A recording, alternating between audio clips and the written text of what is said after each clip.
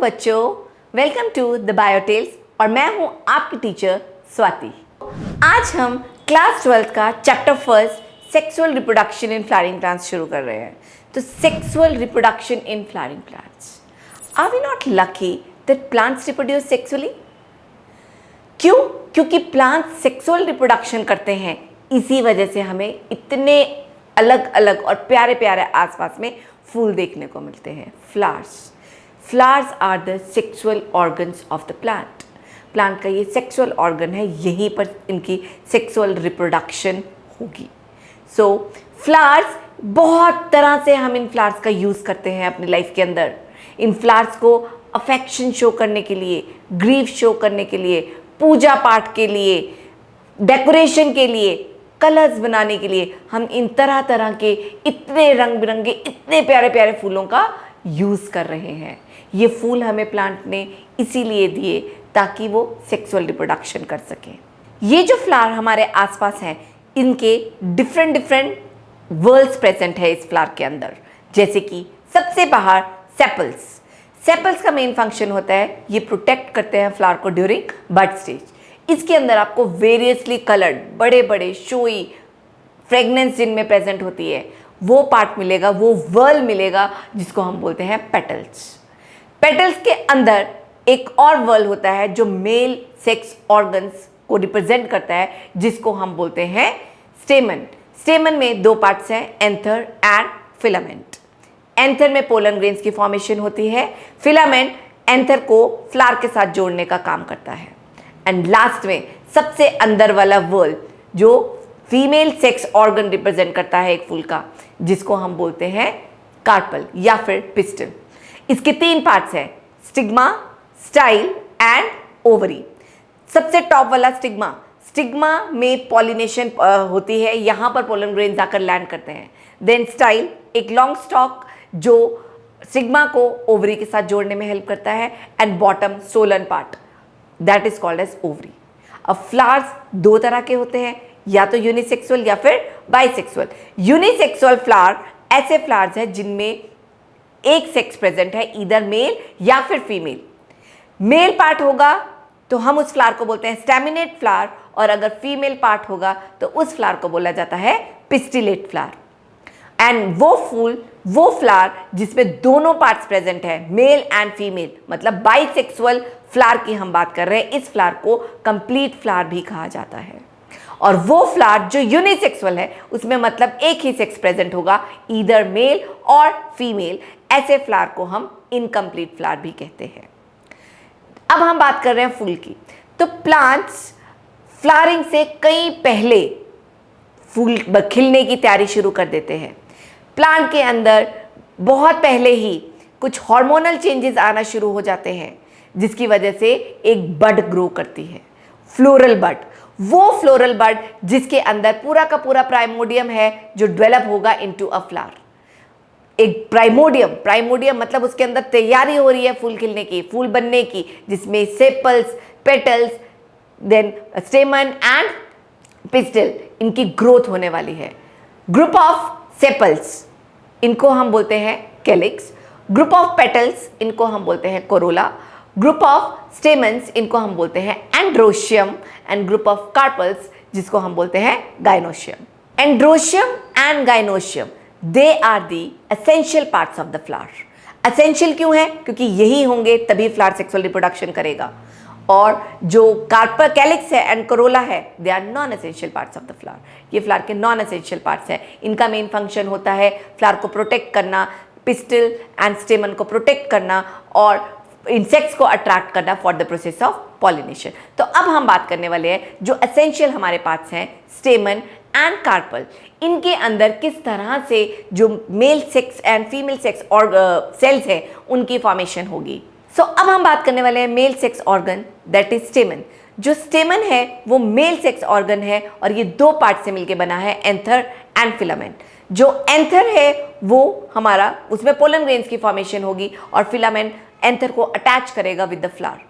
तो इसलिए अब हम एंथर का स्ट्रक्चर देखेंगे जिसके अंदर पोलन ग्रेन्स बनेंगे। अगर हम इसका मॉर्फोलॉजिकल स्ट्रक्चर देखें तो एंथर में दो लोब्स प्रेजेंट है। दो लोब्स पीछे जाकर जुड़ गई हैं और जो प्रॉक्सिमल टाइम एंड पे वो जुड़ेंगी वो पार्ट बनाएगा कनेक्टिव। और जो आगे की तरफ जो 2 लोब्स हैं वो लेटरल, उनमें ग्रूव्स प्रेजेंट है, साइड पे लेटरल ग्रूव्स प्रेजेंट है। और लेटरल ग्रूव्स प्रेजेंट होने की वजह से हर लोब जो है इट इज डिवाइडेड इनटू 2 थिका, इसीलिए हम इसको डायथिकस भी बोलते हैं। डायथिकस ईच लोब में प्रेजेंट है, दैट मीन्स हमारे पास 2 लोब हैं तो टोटल 4 थीका प्रेजेंट है। अब हम इसके अगर एनाटॉमिकल स्ट्रक्चर बात करें तो हर थीका के अंदर आपको 4 लेयर्स मिलती है। सबसे बाहर वाली लेयर इज एपिडर्मिस, उसके बाद जो लेयर आएगी दैट इज एंडोथीशियम, उसके बाद हमारे पास लेयर आती है मिडल लेयर, एंड जो सबसे अंदर लेयर है दैट लेयर इज टैपेटम। सबसे बाहर वाली लेयर एपिडर्मिस, ये प्रोटेक्टिव लेयर है। इसके बाद एंडोथीशियम, एंडोथीशियम भी एक प्रोटेक्टिव लेयर है। उसके बाद 2 से 3 लेयर्स आपको मिलने वाली हैं मिडल लेयर्स की, ये तीनों मिलके बनाती हैं प्रोटेक्टिव लेयर। और जब सबसे अंदर वाली लेयर आएगी दैट लेयर इज टैपेटम, जो न्यूट्रिशन प्रोवाइड करने में हेल्प करेगी। Inside the tapetum there is homogeneous tissue. Homogeneous मतलब सारे के सारे यहाँ पर सेल एक ही तरह के हैं, and that tissue is called as sporogenous tissue. उस टिश्यू को हम स्पोरोजीनस टिश्यू कहते हैं। इस स्पोरोजीनस टिश्यू के सेल डिप्लॉयड सेल्स हैं, जिनको हम माइक्रोस्पोर मदर सेल्स भी कहते हैं। इन माइक्रोस्पोर मदर सेल्स में मियोसिस होगी और हमारे पास माइक्रोस्पोर्स की फॉर्मेशन होगी। तो अब हम बात करने वाले हैं माइक्रोस्पोरोजेनेसिस कि व्हाट इज माइक्रोस्पोरोजेनेसिस। माइक्रोस्पोरोजेनेसिस का मतलब है माइक्रोस्पोर्स की फॉर्मेशन। जो सबसे अंदर वाला टिश्यू है स्पोरोजीनस टिश्यू, वो मियोसिस करेगा। स्पोरोजीनस टिश्यू खुद एक डिप्लॉयड टिश्यू है, जब वो मियोसिस करेगा तो उससे 4 हैप्लॉइड सेल्स बनेंगे, जिनको हम बोलते हैं माइक्रोस्पोर टेट्राड्स।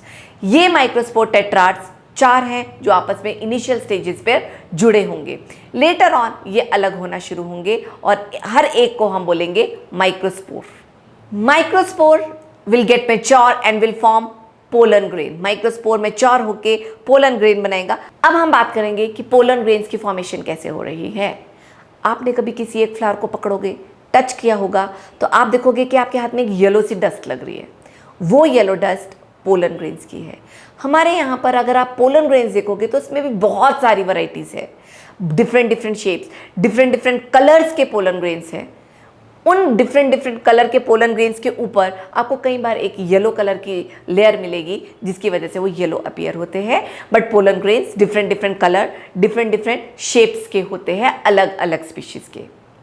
ये पोलन ग्रेन में आपको 2 लेयर्स मिलती हैं। जो बाहर वाली लेयर है दैट इज इरेगुलर, जिसको हम बोलते हैं एक्साइन, और जो अंदर वाली लेयर है वो कॉन्टिन्यूस लेयर है, जिसको हम बोलते हैं इंटाइन। बाहर वाली लेयर जो एक्साइन है वो कहीं कहीं पर जाकर मिस हो जाएगी, बिल्कुल थिन हो जाएगी, और वहाँ पर एक पोर बन जाएगा। That pore is called as germ pore. और अंदर वाली जो लेयर है वो है इंटाइन, वही कंटिन्यू करेगी, ग्रो करेगी और डेवलप करेगी इनटू पोलन ट्यूब। इसके अंदर सेल है जिसके अंदर सबसे पहले वैक्यूल की फॉर्मेशन होगी। वो वैक्यूल ग्रो करे, बड़ा होगा साइज में, जिसकी वजह से न्यूक्लियस शिफ्ट हो जाएगा पेरिफेरी की तरफ। अब वहाँ पर डिवीजन ऑफ द सेल होगा।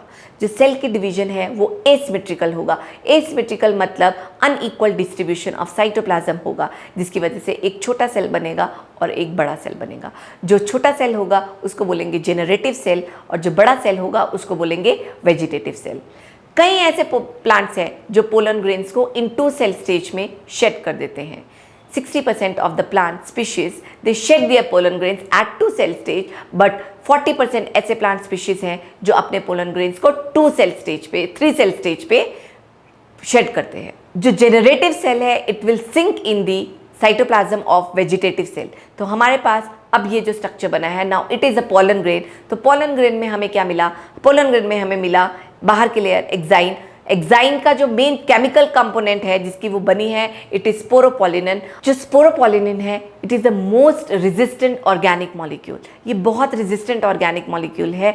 ये पोलन ग्रेन को टेम्परेचर से, एसिड से, एल्कलीन से, मतलब बेसिक मीडियम, इन सब से बचा कर रखता है। इसीलिए हम पोलन ग्रेन्स को एज अ फॉसिल्स भी प्रिजर्व कर सकते हैं।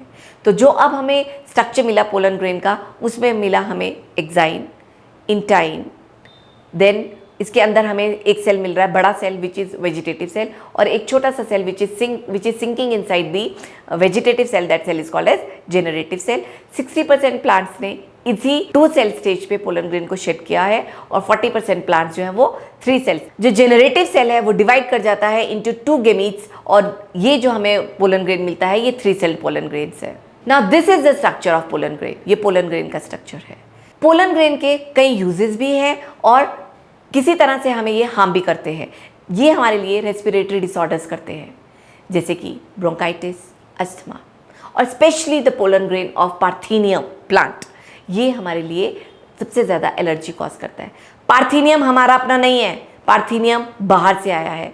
जब हमने वीट को इंपोर्ट किया तो उसके कुछ सीड्स हमारे साथ आ गए और आज के टाइम पर ये पार्थेनियम हर जगह पर फैल चुका है इंडिया के अंदर, जिसकी वजह से इसके पोलन ग्रेन्स कई लोगों में ब्रोंकाइटिस और एस्थमा जैसे डिजीज कॉज कर रहे हैं।